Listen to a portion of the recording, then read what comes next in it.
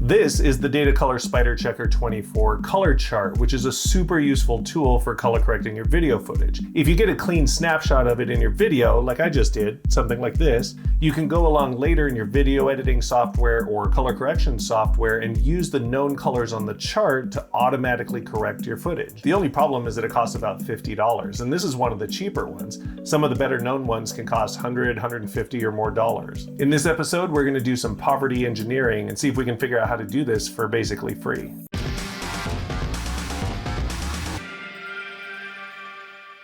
Color charts, like the SpyderCHECKR 24, are great for a lot of reasons. If you're dealing with varied lighting conditions, for example, this color chart can be used to snap them all back to a neutral starting point so you can color grade from there. If you're shooting with a variety of cameras, they probably all have slightly different color profiles, so the footage all looks a little bit different.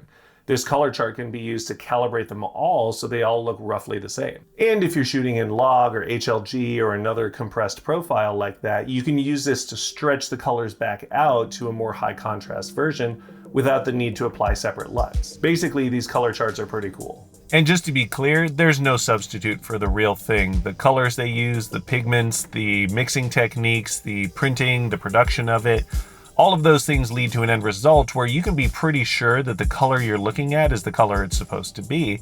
And that's important when you're calibrating color based on those cards. So if you have the money to get the real thing, definitely get the real thing. But not everyone has that money. There are a lot of amazing creators out there trying to make magic happen on a teeny tiny budget, and sometimes you gotta do what you gotta do. In this case, I wanna see if we can at least achieve some of the basic benefits of using a proper color chart using free or nearly free materials. The first thing we need is a source of colors that's available to a lot of people, and I know just where to look. Home Depot, the largest hardware store in North America. Now, this isn't perfect because I know a lot of you aren't in North America, but it's the best solution I could come up with for now. If anyone has any suggestions on how to make this a more global solution, please let me know. Home Depot has a wide selection of Behr brand paint samples, so all I have to do is take the SpyderCHECKR 24 into the store and find the samples that most closely match the colors on the color chart. Okay, I am back. I have colors, and I'm gonna go back to the lab, and we are gonna put this together and find out if it works. Okay, we are back at the lab, and I am gonna put this thing together. I'm using a piece of black craft paper that I stole from my wife, so please don't tell her. I'm gonna put a piece of cardboard on the back of it just to give it some strength, and then I'm gonna use these color samples that I got and cut them out into little squares like the SpyderCHECKR 24 has.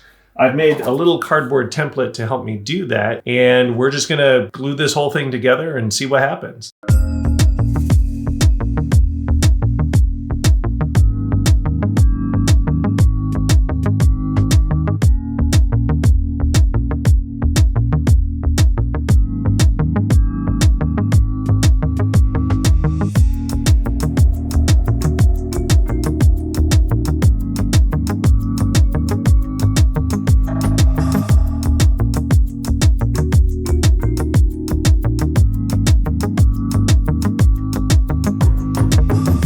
All right, this is what I came up with.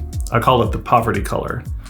It's not perfect, but it's a surprisingly close recreation of the actual DataColor SpyderCHECKR 24. I'm actually kind of nervous. I have no idea if this is actually gonna work. We're gonna find out together.